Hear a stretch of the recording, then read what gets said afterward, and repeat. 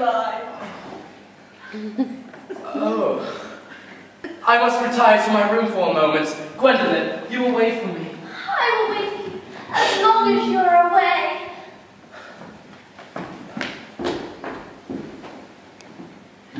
What do you think this means, Lady Bracknell? I need hardly suspect, Dr. Torsville, but I need hardly say that in families of high position, strange coincidences are not supposed to occur. They are hardly considered a thing. Oh, Jack seems strangely agitated. Your guardian is very emotional nature. The noise is very displeasing. It sounds as though he's having an argument. I dislike arguments of any kind. They are always vulgar and often convincing. It has stopped now.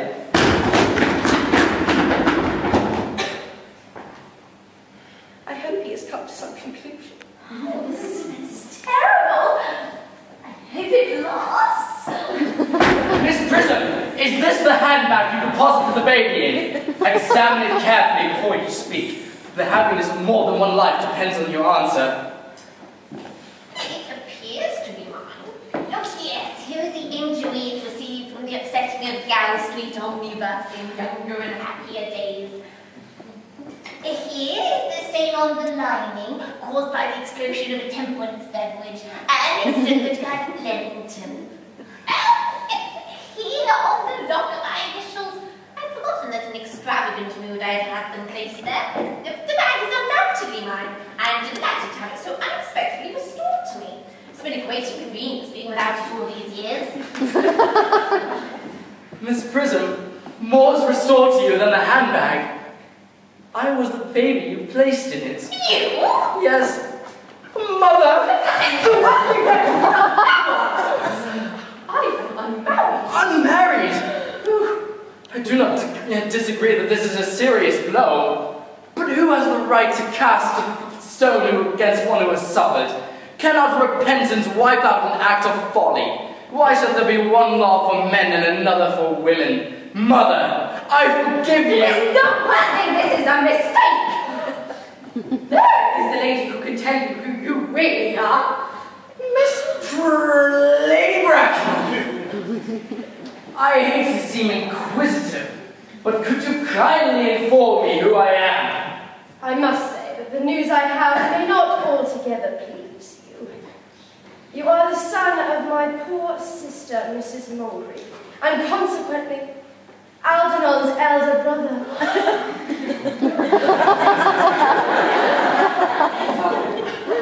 So I do have a brother. Cecily, I always told you I had a brother. How could you doubt I ever had a brother? Dr. Chasuble, my unfortunate brother. Miss Prism, my unfortunate brother.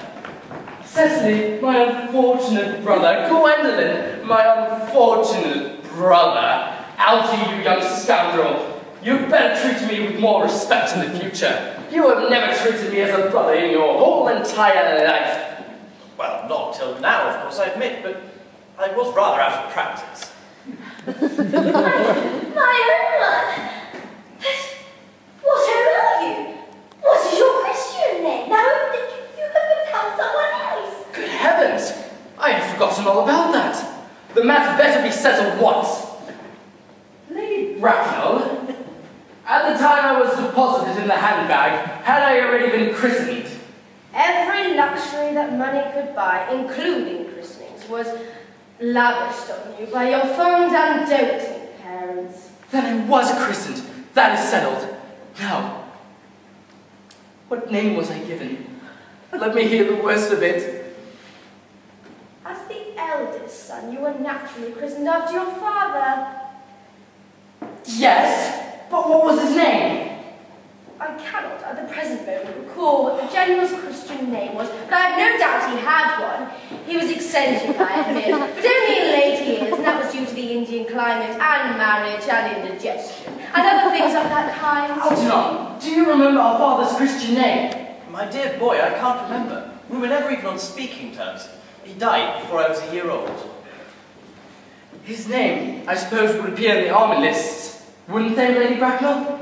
He was essentially a man of peace, except in his domestic life, but I've no doubt his name will appear in any military directory.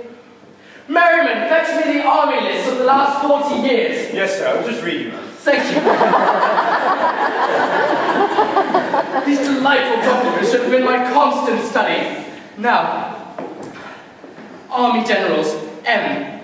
Mixby, Moggs, McCatterall, what ghastly names they have. Magsby, Moncrief, 1840, Lieutenant. Colonel Lieutenant, Captain, 1869. Christian names. Earnest John. Now I remember the General's Christian name was Ernest. I knew I had some particular reason for disliking him then. Gwendolyn, I've always told you my name was Ernest. I mean, naturally my name is Ernest. I can forgive you as I'm sure that you will change. Oh, my own one, it is a terrible thing to find out that a man has spoken the truth for all of his life. Can you forgive me? Of course. I never change in my affections. Oh, my Gwendolyn, at last.